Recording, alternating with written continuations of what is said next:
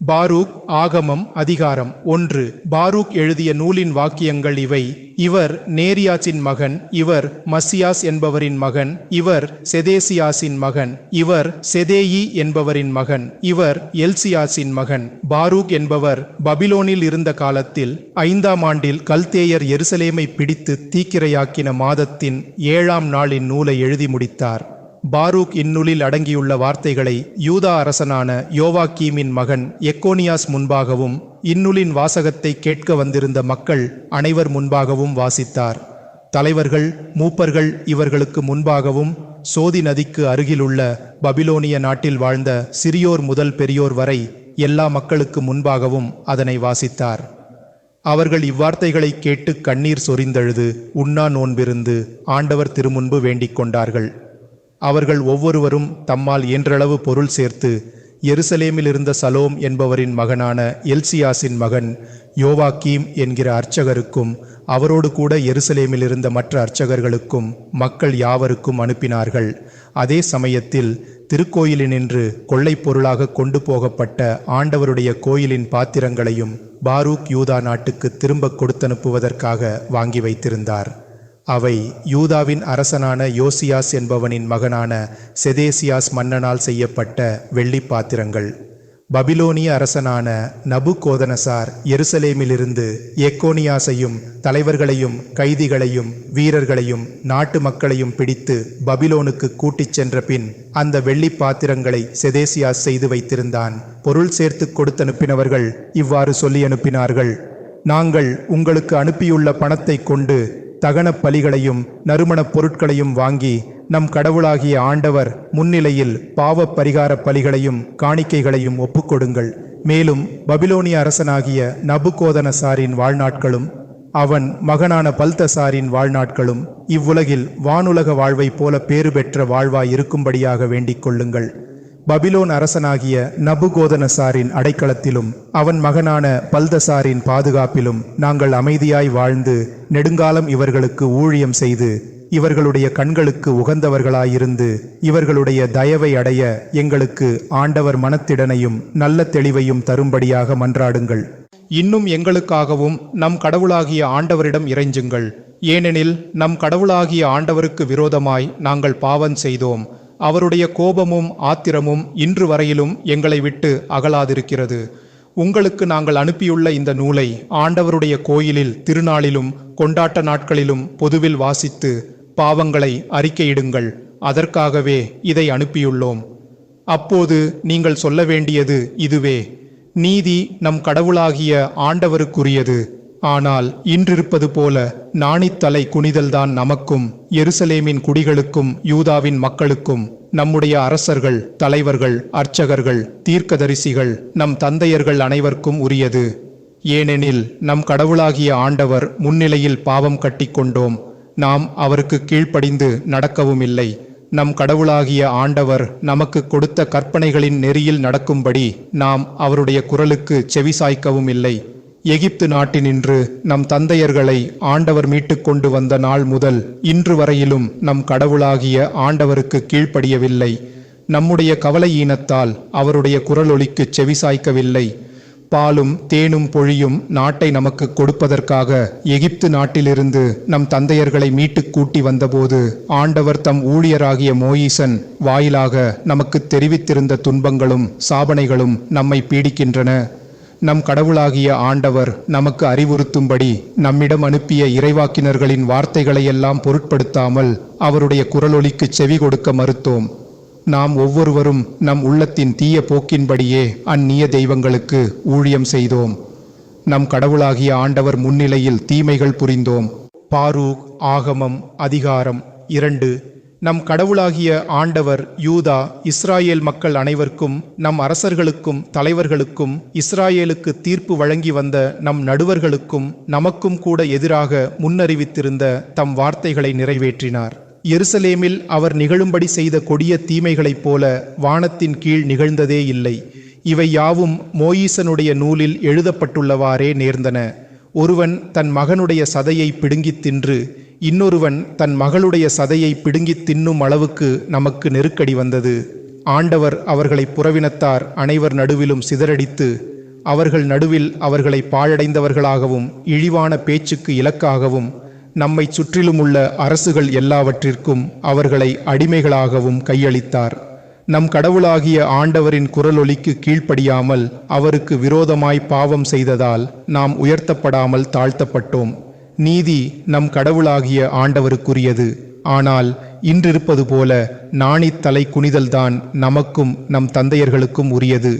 ஏனெனில் நமக்கு வந்து நேர்ந்த இந்த தீமைகள் அனைத்தையும் ஆண்டவர் ஏற்கெனவே நமக்கு அறிவித்திருந்தார். ஆயினும் நாம் ஒவ்வொருவரும் நாம் மூழ்கியிருந்த தீய பழக்கத்தை விட்டு மனந்திரும்பும்படி நம் கடவுளாகிய ஆண்டவரை பார்த்து கெஞ்சி மன்றாடவில்லை. ஆண்டவர் நமக்கு கட்டளையிட்டிருந்த செயல்களிலெல்லாம் நீதியுள்ளவராய் இருந்ததால் ஆண்டவர் இத்தீமைகளை தயாராய் வைத்திருந்து நம் மேல் வரச் செய்தார். ஆண்டவர் நமக்கு வெளிப்படையாய் கொடுத்திருந்த கற்பனைகளின்படி நடக்காமல் நாம் அவருக்கு செவிசாய்க்க மறுத்தோம். ஆனால் இப்பொழுது இஸ்ராயேலின் கடவுளாகிய ஆண்டவரே நீட்டிய கையாலும் மாபெரும் வல்லமையாலும் பல புதுமைகளையும் வியத்தகு செயல்களையும் செய்து புயபலத்தை காட்டி உம்முடைய மக்களை எகிப்து நாட்டிலிருந்து விடுதலை செய்ததன் மூலம் இன்று வரையில் திருப்பெயருக்கு புகழ் தேடிக் கொண்டவரே, எங்கள் கடவுளாகிய ஆண்டவரே, பரிசுத்த கற்பனைகளுக்கெல்லாம் விரோதமாய் நாங்கள் பாவம் செய்தோம். அக்கிரமமான செயல்களைச் செய்து அநியாயங்களை கட்டிக்கொண்டோம். புறவினத்தார் நடுவில் சிதறி வாழ்கின்ற நாங்கள் மிகச்சிலராய் விடப்பட்டிருப்பதால் எங்கள் பேரில் நீர் கொண்ட கோபத்தை திருப்பியருளும். ஆண்டவரே, எங்கள் வேண்டுதல்களையும் மன்றாட்டுகளையும் கேட்டருளும். உமது மகிமைக்காவே எங்களை காப்பாற்றும். எங்கள் நாட்டிலிருந்து எங்களை நாடு கடத்தியவர்களுக்கு நாங்கள் உகந்தவர்களாய் இருக்கும்படி செய்தருளும். இஸ்ராயேலும் இஸ்ராயேலின் இனத்தாரும் உமது திருப்பெயரையே தாங்கியிருப்பதால் நீரே கடவுளாகிய ஆண்டவர் என்பதை உலகம் முழுவதும் அறிந்து கொள்ளும். ஆண்டவரே, உம்முடைய பரிசுத்த இருப்பிடத்திலிருந்து எங்களை கண்ணோக்கியருளும். செவி தந்து எங்கள் மன்றாட்டை கேட்டருளும். கண் திறந்து எங்களை பார்த்தருளும்.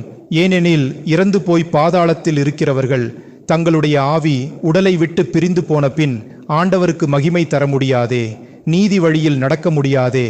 ஆனால் தான் கட்டிக்கொண்ட பாவச் சுமையால் இளைத்து களைத்து வாடி வதங்கி கண்கள் மங்கிச் சோர்வடைந்து நாணித்திரியும் ஆன்மாவே ஆண்டவராகிய உமக்கு மகிமை தரும் நீதி நெறியில் நடக்கும்.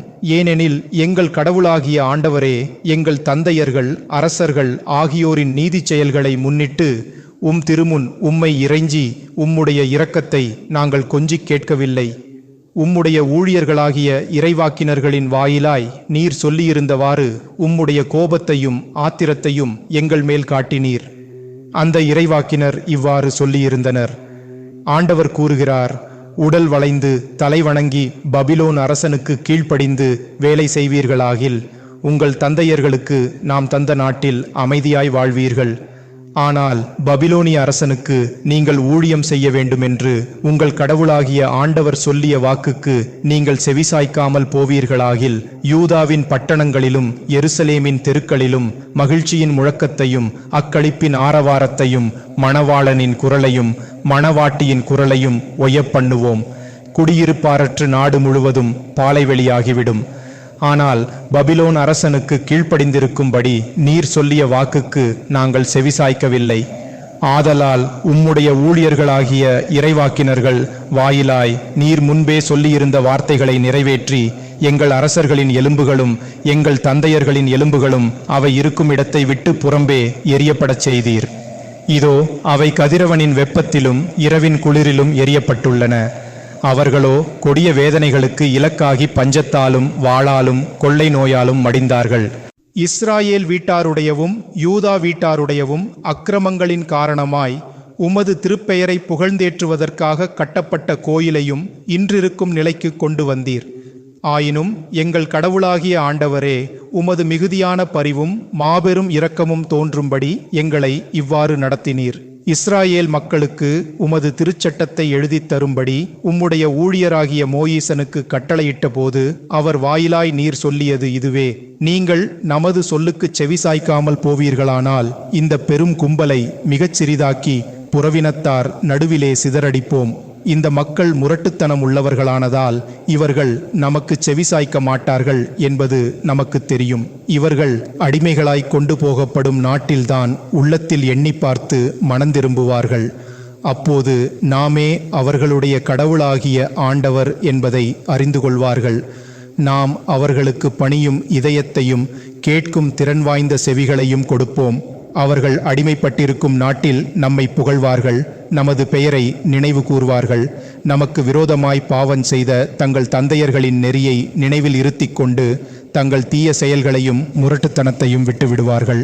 ஆபிரகாம், ஈசாக், யாக்கோபு இவர்களுக்கு நாம் ஆணையிட்டு வாக்குறுதி தந்த நாட்டுக்கு அவர்களை மீண்டும் கொண்டு வந்து சேர்ப்போம். அவர்கள் அதை ஆளுவார்கள். மேலும் நாம் அவர்களை பலுகச் செய்வோம். அவர்கள் எண்ணிக்கையில் குறைய மாட்டார்கள். அவர்களோடு முடிவில்லா காலத்திற்கும் மற்றுமோர் உடன்படிக்கை செய்து கொள்வோம். அப்போது நாம் அவர்களுக்கு கடவுளாயிருப்போம், அவர்கள் நம் மக்களாயிருப்பார். நம் குடிமக்களான இஸ்ராயேலின் மக்களை நாம் அவர்களுக்கு கொடுத்த நாட்டிலிருந்து இனிமேல் அப்புறப்படுத்த மாட்டோம். பாரூக் ஆகமம் அதிகாரம் 3. எல்லாம் வல்ல ஆண்டவரே, இஸ்ராயேலின் கடவுளே, வேதனையில் இருக்கும் ஆன்மாவும் கலக்கமுற்றிருக்கும் உள்ளமும் உம்மை நோக்கி கூக்குரலிடுகின்றன. ஆண்டவரே, இந்த கூக்குரலை கேட்டு இரக்கமாயிரும். ஏனெனில் நாங்கள் முன்னிலையில் பாவம் செய்தோம். ஏனெனில் நீர் என்றென்றும் அரியணையில் வீற்றிருக்கிறீர். நாங்களோ எந்நாளும் அழிந்து போகிறோம். எல்லாம் வல்ல ஆண்டவரே, இஸ்ராயேலின் கடவுளே, இஸ்ராயேலில் இறந்தவர்களின் மன்றாட்டை இப்பொழுதே கேட்டருளும். தங்கள் கடவுளாகிய ஆண்டவருடைய சொல்லுக்குச் செவி கொடாமல் உமது முன்னிலையில் பாவம் செய்தவர்களுடைய மக்களின் மன்றாட்டையும் கேட்டருளும். அவர்களுடைய பாவத்தினால்தான் எங்களுக்கு தீமைகள் வந்துற்றன. எங்கள் தந்தையர்களின் அக்கிரமங்களை நினைவில் கொள்ளாதீர். ஆனால் இந்நாளில் உமது கைவன்மையையும் திருப்பெயரையும் நினைத்துக் கொள்ளும். ஏனெனில் நீரே எங்கள் கடவுளாகிய ஆண்டவர். ஆண்டவரே, உம்மையே நாங்கள் வாழ்த்துவோம். ஏனெனில் திருப்பெயரை நாங்கள் கூவி அழைக்கவே எங்கள் உள்ளங்களில் உம்மை பற்றிய அச்சத்தை தந்திருக்கிறீர். எங்கள் அடிமைத்தனத்தில் உம்மை வாழ்த்துகிறோம். ஏனெனில் உமது முன்னிலையில் பாவம் செய்த எங்கள் தந்தையர்களின் அக்கிரமத்தை நாங்கள் எங்கள் உள்ளங்களிலிருந்து அகற்றிவிட்டோம். எங்கள் கடவுளாகிய ஆண்டவரே, உம்மை விட்டு அகன்று போய் எங்கள் தந்தையர்கள் செய்த எல்லா அக்கிரமங்களுக்காகவும் இதோ நாங்கள் இன்று அடிமைத்தனத்தில் அல்லலுறுகிறோம். நீர் எங்களை சிதறடித்து நிந்தைக்கும் சாபனைக்கும் தண்டனைக்கும் உள்ளாக்கினீர். ஞானம் இஸ்ராயேலின் தனியுரிமை. இஸ்ராயேலே, வாழ்வளிக்கும் முறைமைகளை கேளுங்கள். விவேகத்தை கற்றுக்கொள்ள காது கொடுத்து கேளுங்கள். இஸ்ராயேலரே, நீங்கள் பகைவர்களின் நாட்டில் இருப்பது ஏன்? அந்நிய நாட்டில் தளர்ச்சியுற்றிருப்பது ஏன்? இறந்தவர்களோடு நீங்களும் தீட்டுப்பட்டவர்களாய் பாதாளத்தில் இறங்குகிறவர்களோடு சேர்த்தெண்ணப்படுவது ஏன்? ஞானத்தின் ஊற்றை நீங்கள் கைவிட்டீர்கள். ஆண்டவரின் வழியில் நீங்கள் நடந்திருந்தால் உண்மையில் முடிவில்லாத சமாதானத்தோடு வாழ்ந்திருப்பீர்கள். ஞானம் எங்கே இருக்கிறது? ஆற்றல் எங்கே உள்ளது? அறிவுத்திறன் எங்கிருக்கிறது என்று அறிந்து கொள்ளுங்கள். அதே சமயத்தில் வாழ்நாளின் நீடிப்பும் நல்வாழ்வும் கண்களின் ஒளியும் சமாதானமும் எங்கிருக்கின்றன என்று அறிந்து கொள்வீர்கள். ஞானத்தின் இருப்பிடத்தை கண்டவன் யார்? அதன் கருவூல அறைகளுள் நுழைந்தவன் எவன்? மக்களினங்களின் தலைவர்கள் எங்கே? பூமியிலுள்ள மிருகங்களை அடக்கி ஆள்பவர்கள் எங்கே? வானத்தின் பறவைகளை கொண்டு விளையாட்டு காட்டுகிறவர்கள் எங்கே? மனிதர்கள் தங்கள் நம்பிக்கையை வைக்கும் பொன்னையும் வெள்ளியையும் சேமிப்பவர்கள் எங்கே? அவர்களுடைய சேமிப்பு வேலைக்கு முடிவே இல்லை. பணம் சேர்ப்பதற்கு திட்டங்கள் போட்டு அதே கவலையாயிருந்து அளவு கடந்து வேலைகளை செய்கிறவர்கள் எங்கே? அவர்கள் அனைவரும் அழிந்து போனார்கள், பாதாளத்தில் இறங்கி போயினர். அவர்களுக்கு பதிலாக வேறு மனிதர் கிளம்பியுள்ளனர். இளைஞர்கள் ஒளியை கண்டனர், பூமியில் குடியிருந்தனர். ஆனால் நல்லொழுக்க நெறியை அவர்கள் அறியவில்லை. அதனுடைய வழிகளை அவர்கள் கண்டு உணரவில்லை. அவர்களுடைய மக்களும் அதை பின்பற்றவில்லை. முழுதும் விலகி நடந்தார்கள். கானான் நாட்டில் அதை பற்றி கேள்விப்பட்டதில்லை. தேமான் நாட்டிலும் அதை கண்டதில்லை. உலகத்துக்கடுத்த விவேகத்தை தேடின ஆகாரின் மக்களும் மேராவின் வணிகர்களும் தேமானின் வியாபாரிகளும் கட்டுக்கதைகளை பிதற்றுகிறவர்களும் உலகியல் விவேகத்தையும் அறிவையும் ஆராய்கிறவர்களும் மெய்ஞானத்தை அறியவும் இல்லை, மெய்வழியை கண்டுபிடிக்கவும் இல்லை. இஸ்ராயேலே, கடவுளின் கோயில் எவ்வளவு பெரியது! அவருடைய சொத்துரிமையாகிய இடம் எவ்வளவு பரந்தது! அது மிக பெரிது, எல்லை இல்லாதது, உயரமானது, அளவிறந்தது. அதிலேதான் பண்டை காலத்திலிருந்து இராட்சதர்கள் இருந்தனர், மிகவும் உயரமானவர்கள், போரில் வல்லவர்கள். எனினும் அவர்களை ஆண்டவர் தேர்ந்தெடுக்கவில்லை. அவர்களும் மெய்ஞான வழியை காணவில்லை. ஆகவே அவர்கள் அழிந்து போனார்கள். அவர்களிடம் மெய்ஞானம் இல்லாததால் தங்கள் அறிவின்மையால் கெட்டார்கள். வான்வெளிக்கு ஏறிப்போய் ஞானத்தை பெற்றுக்கொண்டவன் யார்? கார்மேகங்களினின்று அதை வெளிக்கொணர்ந்தவன் எவன்? கடலை கடந்து போய் அதை கண்டுபிடித்தவன் யார்? பசும்பொன் கொடுத்து அதனை வாங்கினவன் யார்? அதற்குச் செல்லும் வழியை அறிந்தவனும் இல்லை, அந்த வழியை பற்றி கவலைப்படுபவனும் இல்லை. ஆனால் எல்லாம் தெரிந்தவர் அதை அறிந்திருக்கிறார். தம் மெய்ஞானத்தினால் அதை கண்டடைந்தார். அவரே முடிவில்லா காலத்திற்கும் பூமியை நிலைநாட்டினார். பல்வகை மிருகங்களாலும் உயிர்களாலும் நிரப்பினார். அவர் ஒளியை அனுப்புகிறார், அது புறப்படுகின்றது. அதை திரும்ப அழைக்கிறார், அச்சத்தோடு கீழ்ப்படுகிறது. தத்தம் சாமத்தில் விண்மீன்கள் ஒளி வீசின, மகிழ்ச்சியாயிருந்தன. அவற்றை அவர் அழைத்தார், அவை இதோ இருக்கிறோம் என்றன. தங்களை உண்டாக்கியவருக்காக இன்பத்தோடு ஒளி வீசின. அவரே நம்முடைய கடவுள், அவருக்கு இணையானவர் ஒருவருமில்லை. உண்மையறிவின் வழியனைத்தும் கண்டவர் அவரே. தம் ஊழியனாகிய யாக்கோபுக்கு அதை கையளித்தார். தம் அன்புக்குரிய இஸ்ராயேலுக்கு சொல்லிக் கொடுத்தார். அதன் பிறகு அந்த ஞானம் பூமியின் மேல் தோன்றிற்று, மனிதர்கள் நடுவில் குடிகொண்டிருந்தது. பாரூக் ஆகமம் அதிகாரம் 4. அந்த ஞானம் கடவுளுடைய கற்பனைகளின் நூலேயாகும், என்றென்றைக்கும் இருக்கும் திருச்சட்டமேயாகும். இதை கடைப்பிடிப்பவர் அனைவரும் வாழ்வடைவர், இதை கைவிடுபவர் சாவையே அடைவர். யாக்கோபே, மனந்திரும்பு, அதை கைப்பற்றிக்கொள். அதன் ஒளிச்சுடரையும் வீசும் வெளிச்சத்தையும் நோக்கி நட. உன்னுடைய மகிமையை பிறனுக்கு விட்டுவிடாதே, உனது பெருமையை அந்நிய நாட்டானுக்கு விட்டு கொடுக்காதே. இஸ்ராயேலே, உண்மையாகவே நாம் பேறு பெற்றவர்கள். கடவுளுக்கு உகந்தவை நமக்கு வெளிப்படுத்தப்பட்டுள்ளன. எருசலேமின் முறையீடுகளும் நம்பிக்கைகளும், இஸ்ராயேலின் நினைவு சின்னமாயிருக்கிற இனமே, என் குடிமக்களே, தைரியமாயிருங்கள். அழிந்து போவதற்காக புறவினத்தாரிடம் நீங்கள் விற்கப்படவில்லை.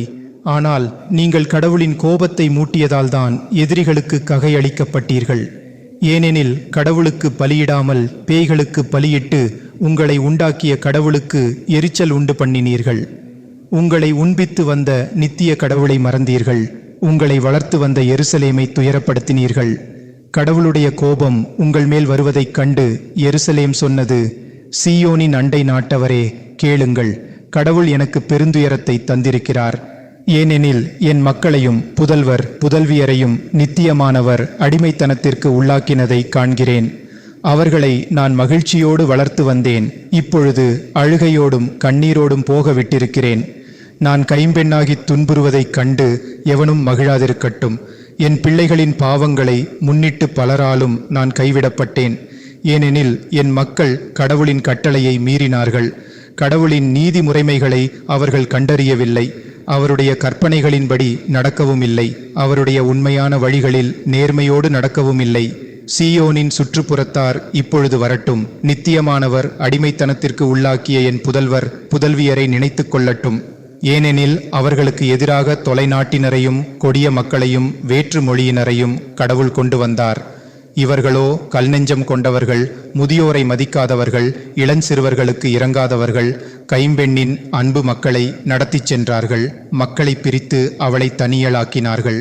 ஆனால் நான் உங்களுக்கு எவ்வகையில் உதவக்கூடும்? ஏனெனில் உங்கள் மேல் இத்தீமைகளை வரச் செய்தவர் யாரோ அவரே உங்கள் பகவேர் கையினின்று உங்களை மீட்பார். போங்கள் என் மக்களே, நடந்து செல்லுங்கள். நானோ கைவிடப்பட்டவள், தனியலாயிருக்கிறேன். அமைதியின் ஆடையை களைந்து விட்டேன், தவத்துக்குரிய மயிராடையை உடுத்துக்கொண்டேன். என் வாணாளெல்லாம் உன்னதரை நோக்கி ஒலமிடுவேன். என் மக்களே, தைரியமாயிருங்கள். ஆண்டவரை பார்த்து கூக்குரலிடுங்கள். பகை மன்னர்களின் வல்லமையினின்றும் கையினின்றும் உங்களை விடுவிப்பார். நித்தியர் உங்களை மீட்பார் என்னும் நம்பிக்கை எனக்கு எப்போதும் இருக்கிறது. பரிசுத்தரிடமிருந்து எனக்கு மகிழ்ச்சி கிட்டியது. ஏனெனில் நித்திய மீட்பர் உங்கள் மேல் இறங்குவார். அழுகையோடும் புலம்பலோடும் உங்களை அனுப்பினேன். ஆனால் மகிழ்ச்சியோடும் முடிவில்லா அக்களிப்போடும் உங்களை ஆண்டவர் மீண்டும் என்னிடம் கூட்டி வருவார். ஏனெனில் சீயோனின் சுற்றுப்புறத்தார் கடவுள் உங்களை அடிமைத்தனத்திற்கு உள்ளாக்கியதை கண்டது போலவே மிகுந்த மகிமையோடும் முடிவில்லா ஒளியோடும் கடவுளிடமிருந்து விரைவில் உங்களுக்கு கிடைக்கப் போகிற மீட்பையும் காண்பார்கள். மக்களே, கடவுளிடமிருந்து உங்கள் மேல் வந்துள்ள கோபத்தின் தண்டனையை பொறுமையோடு தாங்கிக் கொள்ளுங்கள். உங்கள் பகைவன் உங்களை துன்புறுத்தியுள்ளான். ஆனால் விரைவில் அவன் அழிவதைக் காண்பீர்கள். அவன் தலைகளை உங்கள் காலால் மிதிப்பீர்கள். மென்மையான என் மக்கள் கரடுமுரடான வழிகளில் நடந்தனர். பகைவர் பறித்துச் செல்லும் மந்தை போல கடத்திச் செல்லப்பட்டார்கள். மக்களே, தைரியமாயிருங்கள். ஆண்டவரை நோக்கி கூக்குரலிடுங்கள். ஏனெனில் உங்களுக்கு இத்துயரம் அனுப்பியவர் உங்களை மறக்க மாட்டார். கடவுளை விட்டு அகன்று போவதே முன்பு உங்கள் கருத்தாய் இருந்தது போல் இப்பொழுது மீண்டும் அவரிடம் திரும்பிய பிறகு 10 மடங்கு ஆர்வத்தோடு அவரை தேடுங்கள். ஏனெனில் இந்த தீமைகளை உங்கள் மேல் வரச் செய்தவரே முடிவில்லாத மகிழ்ச்சியையும் மீட்பையும் உங்களுக்கு திரும்பவும் கொடுப்பார். எருசலேமே, தைரியமாயிரு, ஏனெனில் உனக்கு இப்பெயரை இட்டவரே உனக்கு ஆறுதல் கொடுப்பார். உன்னை கொடுமைப்படுத்தி உன் அழிவைக் கண்டு மகிழ்ந்தவர்களுக்கு ஐயோ கேடு. உன் மக்கள் அடிமை ஊழியம் செய்யும் பட்டணங்களுக்கு ஐயோ கேடு. உன் புதல்வர்களை அடிமைகளாய் ஏற்றுக்கொண்ட நகரத்துக்கு ஐயோ கேடு. ஏனெனில் உன் அழிவைக் கண்டு அது மகிழ்ந்தது போல், உன் வீழ்ச்சியை பார்த்து அக்களித்தது போல தனக்கு வரும் கேடுகளை பார்த்து துயரமடையும்.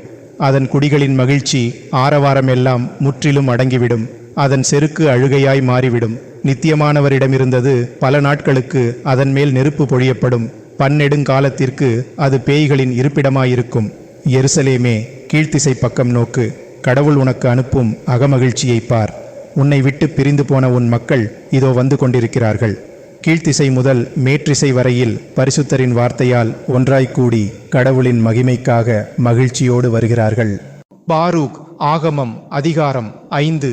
எருசலேமே, உன் துக்க உடைகளையும் துயர கோலத்தையும் உரிந்து போடு.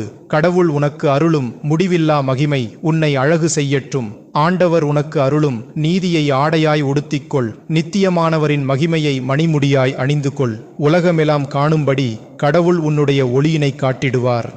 எந்நாளும் நிலைக்கும்படி கடவுள் உனக்கு இடும் பெயர்கள் நீதியின் அமைதி, இறைப்பற்றின் மகிமை என்பனவாம். எருசலேமே, எழுந்திரு, உயரத்தில் எழுந்து நில், கிழக்கு திசையை நோக்கிப்பார். மேற்றிசை முதல் கீழ்த்திசை வரையில் இருந்த உன் குழந்தைகள் பரிசுத்தரின் வார்த்தையால் ஒன்றாய் கூடி கடவுள் தங்களை நினைவு கூர்ந்ததற்காக மகிழ்ந்து கொண்டு வருகிறார்கள். அவர்கள் உன்னை விட்டு அகலும் பொழுது தாங்கள் பகைவர்களால் கால்நடையாய் நடத்திச் செல்லப்பட்டார்கள். ஆனால் கடவுள் அவர்களை உன்னிடம் திரும்பச் செய்யும் பொழுது அரசுக்குரிய மக்களைப் போல மகிமையோடு கொண்டு வரப்படுவார்கள். ஏனெனில் கடவுளின் மகிமையோடு இஸ்ராயேல் தீங்கற்ற வழியில் தாராளமாய் நடக்கும்படி உயர்ந்த மலைகளையும் அழியாத குன்றுகளையும் தாழ்த்தி பள்ளத்தாக்குகளை நிரப்பிச் சமநிலமாக்கும்படி கடவுள் கட்டளை கொடுத்தார். காடுகளும் நறுமணம் வீசும் மரங்களும் கடவுளின் கட்டளையால் இஸ்ராயேலுக்கு இனிய நிழலை தந்தன. ஏனெனில் கடவுள் தம் மகிமையின் வெளிச்சத்தில் இஸ்ராயேலை அகமகிழ்ச்சியோடும் தம்மிடத்திலிருந்து வெளிப்படும் இரக்கத்தோடும் நீதியோடும் கூட்டிக் கொண்டு வந்து சேர்ப்பார். பாரூக் ஆகமம் அதிகாரம் 6. பபிலோனிய அரசனால் பபிலோனியாவுக்கு அடிமைகளாய் கூட்டிக் கொண்டு போகப்படவிருந்த யூதர்களுக்கு எரேமியாஸ் தமக்கு கடவுள் கட்டளையிட்டவற்றை அறிவிக்கும்படி எழுதியனுப்பிய திருமுகத்தின் பிரதி. நீங்கள் கடவுளுக்கு முன்பாக பாவங்களை கட்டி கொண்டதால் பபிலோனிய அரசனான நபுகோதனசாரால் பபிலோனுக்கு அடிமைகளாய் கூட்டிக் கொண்டு போகப்படுவீர்கள். நீங்கள் பபிலோனுக்கு போய் சேர்ந்த பிறகு அவ்விடத்திலேயே பல்லாண்டுகளாய் நெடுங்காலம் 7 தலைமுறைகளுக்கு இருப்பீர்கள்.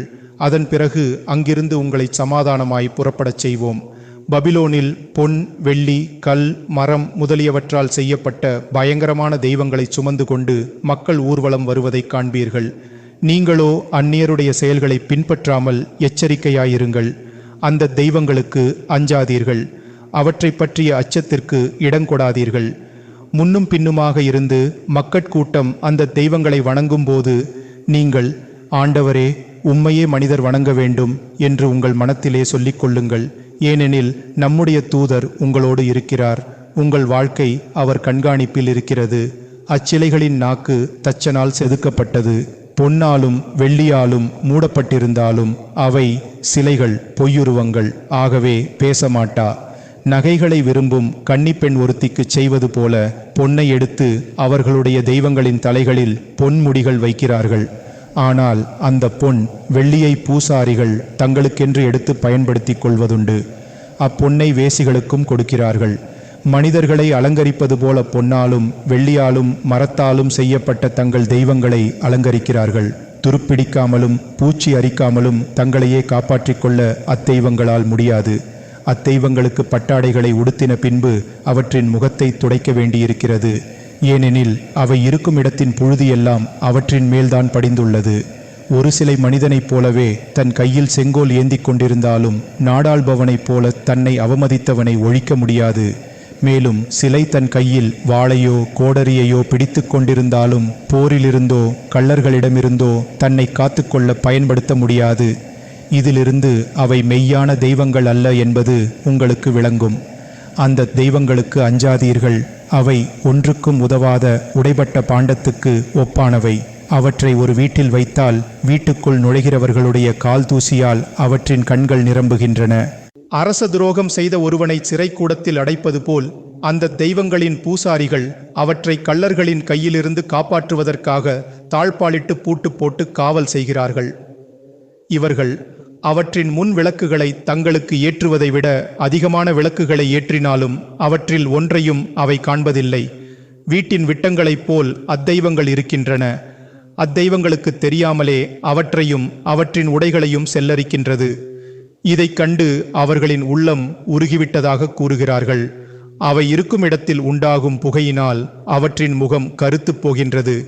வெளவால்களும் குருவிகளும் மற்ற பறவைகளும் அத்தெய்வங்களின் உடல் மேலும் தலைமேலும் வட்டமிடுகின்றன. பூனைகளும் அவ்வாறே அவற்றின் மேல் விளையாடும். இதிலிருந்து அவை தெய்வங்கள் அல்ல என்று அறிந்து கொள்ளுங்கள். ஆகையால் அவற்றுக்கு அஞ்ச வேண்டா. இனி அத்தெய்வங்கள் மேலிருக்கும் பொன் வெறும் பகட்டு, அதை துளக்கினாலன்றி ஒளி வீசாது. அச்சிலைகளை உலையிலிட்டு உருக்கிய போதும் அவற்றிற்கு உணர்ச்சி இல்லை. உயர்ந்த விலைக்கு அவை வாங்கப்பட்டவை, ஆனால் அவற்றில் உயிர் மூச்சு இல்லை. காலில்லாத அந்த தெய்வங்கள் தோளில் சுமந்து செல்லப்படுகின்றன. இவ்வாறு தங்கள் பலவீனத்தை காட்டிவிடுகின்றன. அவற்றை வணங்குகிறவர்களோ தலைநாணி வெட்கி போகின்றனர். ஏனெனில் அவர்களோ அவற்றை கீழே விழாமல் பிடித்து நிறுத்துகிறார்கள். அவை தரையில் விழுந்தால் தாமாகவே எழுந்திருக்க மாட்டா. தூக்கி நிறுத்தினாலும் பாத நிலையில் நிற்க மாட்டா. ஆனால் செத்தவர்களுக்கு முன் காணிக்கைகள் வைக்கப்படுவது போல் அவற்றின் முன்னும் வைக்கப்படுகின்றன. அத்தெய்வங்களுக்கு வைக்கப்படும் காணிக்கைகளை அவற்றின் பூசாரிகள் எடுத்து விற்று தங்கள் விருப்பம் போல செலவிடுகிறார்கள். இவர்களின் மனைவியர் அக்காணிக்கைகளில் தங்களுக்கு வேண்டியவற்றை எடுத்துக்கொள்கிறார்கள். அவற்றை கொண்டு ஏழை எளியவர்களுக்கு தானம் செய்வதில்லை.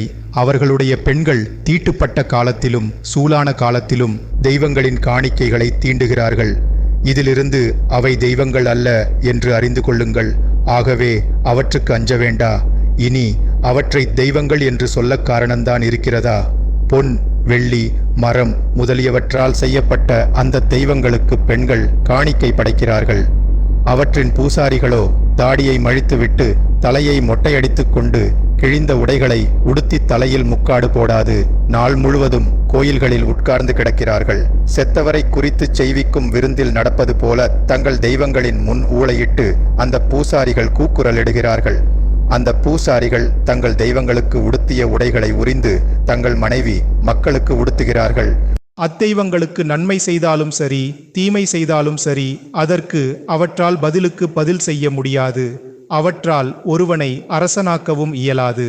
அவனுடைய மணிமுடியை எடுக்கவும் முடியாது. அவற்றால் செல்வங்களை தர முடியாது. தீமைகளை வருவிக்கவும் முடியாது. ஒருவன் தன் தெய்வங்களுக்கு நேர்ந்து கொண்டு அந்த நேர்ச்சிக் கடனை செலுத்தாமல் போவானாகில் அந்த தவற்றுக்காக அவனை தண்டிக்க அவற்றால் இயலாது. அவை ஒருவனை சாவிலிருந்து தப்பச் செய்ய முடியாது. வலிமையுள்ளவர்கள் கையிலிருந்து வலிமையற்றவர்களை மீட்கிறதில்லை. அவை குருடனுக்கு பார்வை கொடுக்க மாட்டா. நெருக்கடியில் உள்ளவனை விடுவிக்க மாட்டா. கைம்பெண்ணின் மேல் இரக்கங்கொள்ளா. அனாதை பிள்ளைகளை காப்பாற்ற மாட்டா. இவர்கள் வணங்கும் அத்தெய்வங்களோ மலையிலிருந்து எடுக்கப்படும் கற்களுக்கு ஒப்பானவை. கல்லாலும் மரத்தாலும் பொன்னாலும் வெள்ளியாலும் செய்யப்பட்டவை. இவற்றை வணங்குகிறவர்கள் வெட்கி நாணுவர். ஆகையால் இவற்றை தெய்வங்கள் என்று எவ்வாறு கருத முடியும் அல்லது சொல்ல முடியும்? மேலும் கல்தேயர்களே இவற்றை அவமதிக்கிறார்கள். ஊமையன் ஒருவனை அவர்கள் பேல் என்னும் சிலைக்கு முன்னால் கொண்டு போய் நிறுத்தி அவனுக்கு பேசும் ஆற்றலை தரும்படி கேட்கிறார்கள். இந்த சிலைகளுக்கு உணர்ச்சியுண்டு என நினைக்கிறார்கள் போலும். இதை கூட அவர்களால் கண்டுபிடிக்க முடியவில்லையே. அவ்வளவு அறிவிலிகள் அவர்கள். கண்டுபிடித்தால் அவற்றை கைவிடுவாரென்றோ? பெண்கள் இடுப்பில் கயிறு கட்டிக்கொண்டு வழியோரங்களில் உட்கார்ந்து சாம்பிராணிக்கு பதிலாக ஊமியால் தீ வளர்த்து கொண்டிருப்பார். இந்த பெண்களுள் ஒருத்தியை வழிப்போக்கன் ஒருவன் அழைத்து போய் அவளோடு உறவு கொள்வானாகில் அவள் தன் பக்கத்தில் இருக்கிற வேறொருத்தியை பார்த்து, நீ என்னைப் போல மதிக்கப்படவில்லை, உன் இடுப்பில் கட்டப்பட்ட கயிறு தெரிக்கப்படவில்லை என்று சொல்லி அவளை இகழ்ந்து பேசுவாள். இந்த தெய்வங்களுக்கு செய்வதெல்லாம் பொய். அப்படி இருக்கும்போது இவற்றை தெய்வங்கள் என்று எவ்வாறு கருத முடியும் அல்லது சொல்ல முடியும்? இவை தச்சனாலும் தட்டானாலும் செய்யப்பட்டவை. பூசாரிகள் விரும்பியபடியே உருவாக்கப்பட்டவை.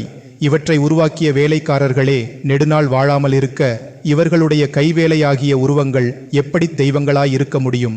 தங்களுக்கு பின் வருகிறவர்களுக்கு பொய்களையும் வெட்கத்தையுமே விட்டுச் சென்றார்கள். ஏனெனில் ஏதேனும் சண்டையோ தீமையோ உண்டானால் இந்த பூசாரிகள் தங்கள் தெய்வங்களோடு எங்கே போய் ஒளிந்து கொள்ளலாம் என்று பார்க்கிறார்கள். சண்டை காலத்திலே தங்களை காத்து கொள்ளவோ தீமைகளினின்று தங்களை மீட்டுக் கொள்ளவோ இயலாதவர்களை தெய்வங்கள் என்று எப்படி நினைக்கக்கூடும்? இவர்கள் உண்மையில் மரத்தினாலும் பொன் வெள்ளித்தகட்டினாலும் அமைக்கப்பட்ட சிலைகளானதால் ஒரு நாள் இவற்றின் பொய்மை எல்லா மக்களுக்கும் எல்லா அரசர்களுக்கும் வெட்ட வெளியாகிவிடும். இவை தெய்வங்கள் அல்ல என்பதும் மனிதர்களின் கைவேலைப்பாடாகிய வெறும் சிலைகளே என்பதும் இவற்றுக்கு தெய்வ வல்லமை ஒன்றுமில்லை என்பதும் பட்டப்பகலாக காணப்படும். ஆம், இவை தெய்வங்கள் அல்ல என்பது யாருக்குத்தான் தெளிவாகாது. ஒரு நாட்டுக்கு ஒரு அரசனை அவை ஏற்படுத்துகிறதில்லை. மனிதர்களுக்கு மழையை தருகிறதும் இல்லை. அவை தங்களுக்கே நீதி வழங்க முடியாது. பலாத்காரத்தினின்று நாடுகளை மீட்கவும் இயலாது. வானத்துக்கும் பூமிக்கும் இடையில் பறக்கும் காகங்களைப் போல் அவை வல்லமையற்றவை. மரம், பொன், வெள்ளி இவற்றால் செய்யப்பட்ட தெய்வங்கள் அமர்ந்திருக்கும் கோயிலில் தீப்பற்றி கொண்டால் அவற்றின் பூசாரிகள் தப்பி பிழைத்தோடிப் போக வீட்டின் விட்டங்களைப் போல் அவை சுட்டெரிக்கப்படும். அரசனையோ போரையோ அவற்றால் எதிர்க்க இயலாது. அப்படியிருக்க அவற்றை தெய்வங்கள் என்று எவ்வாறு கருத முடியும் அல்லது ஏற்றுக்கொள்ள முடியும்? மரம், கல், பொன், வெள்ளி இவற்றால் உருவாக்கப்பட்ட இத்தெய்வங்கள் திருடர்களிடமிருந்தோ கள்ளர்களிடமிருந்தோ தங்களை காத்து கொள்ள முடியாது. வலிமை வாய்ந்த மனிதர்கள் இவை அணிந்திருக்கும் பொன் வெள்ளி அணிகலன்களையும் உடைகளையும் திருடிக் கொண்டு போகும்போது இவை தங்களை காத்து கொள்ள இயலாது. ஆதலால் இத்தகைய பொய்த் தெய்வங்களாய் இருத்தலை விட தன் வல்லமையை காட்டுகின்ற ஒரு அரசனாக இருத்தல் மேலானது. அல்லது தன்னை வைத்திருப்பவனுக்கு பயன்படுகின்ற ஒரு பாண்டமாய் இருத்தல் மேலானது. அல்லது வீட்டில் வைத்திருக்கும் பொருட்களை பத்திரமாய் காக்கும் ஒரு கதவாய் இருத்தல் மேலானது. அரண்மனையில் ஒரு மரத்தூணாய் இருப்பது மேலானது. கதிரவன், நிலா, விண்மீன்கள் இவையெல்லாம் ஒளி வீசுகின்றன. அவை மனிதர்களின் நன்மைக்காக அனுப்பப்பட்டவையாதலால் கடவுளுக்கு அமைந்திருக்கின்றன. அவ்வாறே மின்னல்கள் மின்னும் போது தங்கள் மகத்துவத்தை காட்டுகின்றன. காற்றும் நாட்டின் நாலா பக்கங்களிலும் வீசுகிறது.